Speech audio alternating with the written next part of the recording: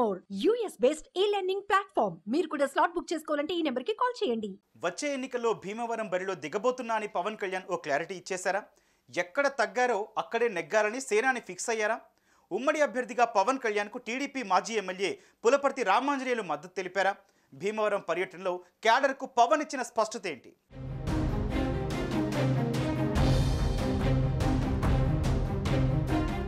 వచ్చే ఎన్నికల్లో గెలిపే ధ్యేయంగా పక్కా ప్రణాళికలతో టీడీపీ జనసేన కూటమి దూసుకుపోతోంది. ఇప్పటికే సీట్ల పంపకాల విషయంలో చంద్రబాబు పవన్ మధ్య 2 దఫాలుగా చర్చలు జరిగాయి. దాదాపుగా ఈ నెలాఖరున ఇరు పార్టీలు నియోజకవర్గాల వారీగా తమ అభ్యర్థులను ప్రకటించే అవకాశం ఉందని తెలుస్తోంది. త్వరలో జరగబోయే అసెంబ్లీ ఎన్నికల్లో జనసేన అధినేత పవన్ కళ్యాణ్ మరోసారి ఎమ్మెల్యేగా భీమవరం నియోజకవర్గం నుంచి పోటీ చేసేందుకు సిద్ధంగా ఉన్నట్టు చెప్పారట.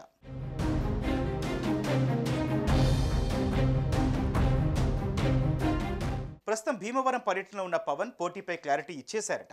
భీమవరం టీడీపీ నేతలతో పవన్ భేటీ అయి పోటీపై స్పష్టతనిచ్చినట్టు తెలుస్తోంది. అలాగే టీడీపీ మాజీ ఎమ్మెల్యే పులపర్తి రామారావు మద్దతును కూడా పవన్ కోరినట్లు తెలుస్తోంది. దీంతో ఈసారి భీమవరంలో సేనాని గెలుపు పక్కా అంటున్నారు జన సైనికులు.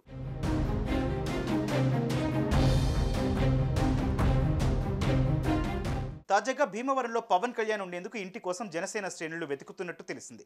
వచ్చే ఎన్నికల్లో పవన్ ఇక్కడి నుంచే పోటీ చేస్తారనే ప్రచారానికి ఇది బలం చేకూరుస్తోంది. గత ఎన్నికల్లో వైసీపీ నుంచి పోటీ చేసిన గ్రంథి శ్రీనివాస్ పవన్ కళ్యాణ్ మీద విజయం సాధించారు. అయితే పవన్ కళ్యాణ్ నాన్ లోకల్ అంటూ శ్రీనివాస్తో పాటుగా వైసీపీ శ్రేణులు పదే పదే విమర్శలు చేస్తున్నాయి. ఈ విమర్శలకు తావివ్వకూడదనే ఉద్దేశంతోనే పవన్ కళ్యాణ్ భీమవరంలో ఇంటి కోసం వెతుకుతున్నట్టు తెలిసింది. నిజానికి పవన్ కళ్యాణ్ పర్యటన ఫిబ్రవరి 14నే జరగాల్సి ఉంది. అయితే హెలికాప్టర్ ల్యాండింగ్కు అధికారుల నుంచి అనుమతి రాకపోవడంతో పవన్ కళ్యాణ్ ఉభయ గోదావరి జిల్లాల పర్యటన వాయిదా పడింది. ఇక భీమవరంలో పవన్ పోటీ చేస్తానని చెప్పడంతో ఆ నియోజకవర్గంలోని జన సైనికులు సంబరాలు చేసుకుంటున్నారు.